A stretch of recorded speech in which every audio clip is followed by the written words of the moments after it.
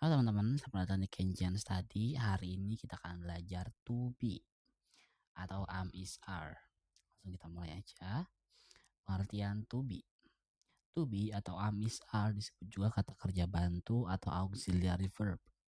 Tujuan to be itu diantara lain untuk menyatakan keadaan, menyatakan identitas, menyebut sifat, menyebut lokasi, dan lain-lain.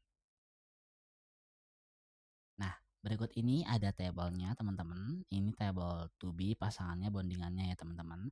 Jadi di to be atau is are itu ada peraturannya teman-teman. Jadi I biasanya sama am, Dewi biasanya sama are, he, she, it biasanya sama is gitu. Jadi udah ada bondingannya dan peraturannya teman-teman. Jadi nggak bisa nih kalau misalkan I pasangannya are, you pasangannya is, you pasangannya am itu nggak bisa ya teman-teman. Gitu. Kenapa bisa gitu? Jawabannya karena ada aturannya, bukan tradisi ataupun sejarah, tapi emang ada struktur bahasanya, sistem bahasanya. Jadi ada agreementnya juga. Nanti kemungkinan kita akan pelajari lebih lanjut. Intinya ini nggak bisa dicampur-campur.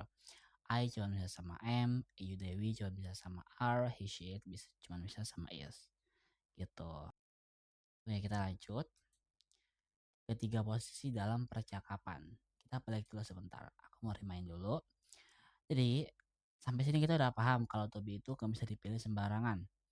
Tanya sekarang gimana caranya kita harus tahu cara pakai am, are, atau is. Di bahasa Inggris itu ada 3 posisi dalam percakapan. Ada first person, second person, dan third person. Ya, first person itu artinya diri kita sendiri. Diri kita sendiri artinya diri kita sendiri. Kalau kita ngomong tentang diri sendiri, kita pakai I. Kalau kita ngomongin kita bersama orang lain, kita pakai we.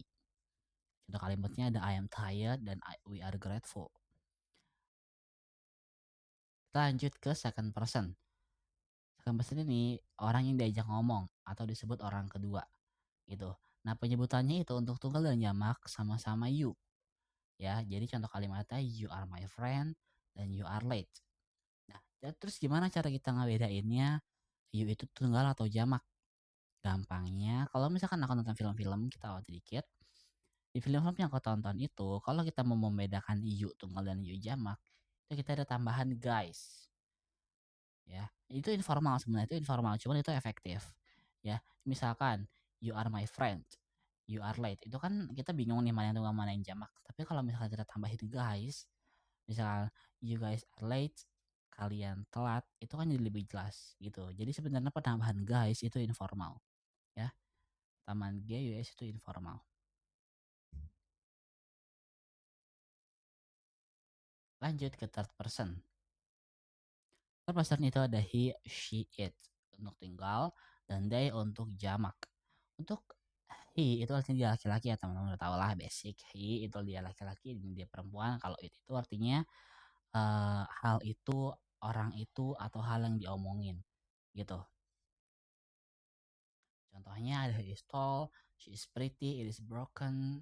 Untuk jamaknya ada they are busy. Ya, ini basic lah ya teman-teman. Lanjut. Kita ke contoh kalimat to be yang tunggal. Ya, ini ada am, pasangannya adalah I. Contoh kalimatnya adalah I am ambitious, I am friendly, I am generous, I am genuine, I am creative. Untuk bahasa Indonesianya ada saya ambisius, ramah, dermawan, tulus, kreatif. Nah, ini untuk you. You pasangannya are. You are beautiful, handsome, cute, charming, athletic. Anda cantik, tampan, imut, menawan, atletis. Kita lanjut ke contoh kalimat to be tunggal yang bagian he, she, dan it. Untuk he dan she ini aku satuin aja teman-teman. Jadi ini cuma beda general aja, basic lah.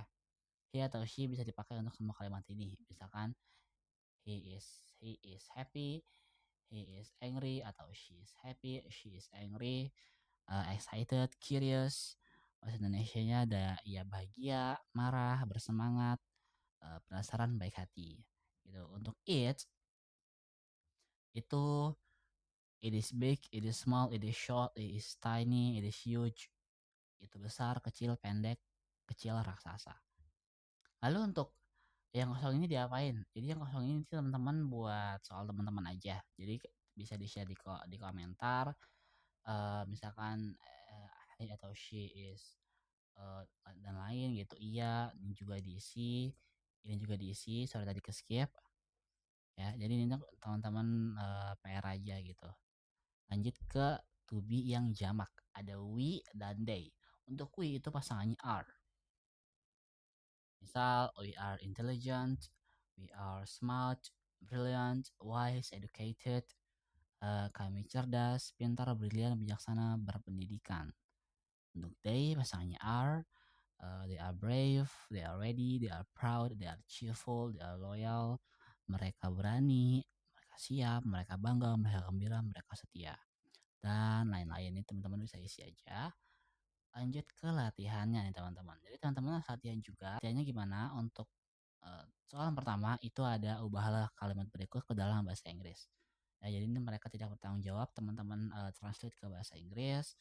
Lalu ubahlah kalimat berikut ke dalam bahasa Indonesia. Dan ini teman-teman isi uh, jadi bahasa Indonesia.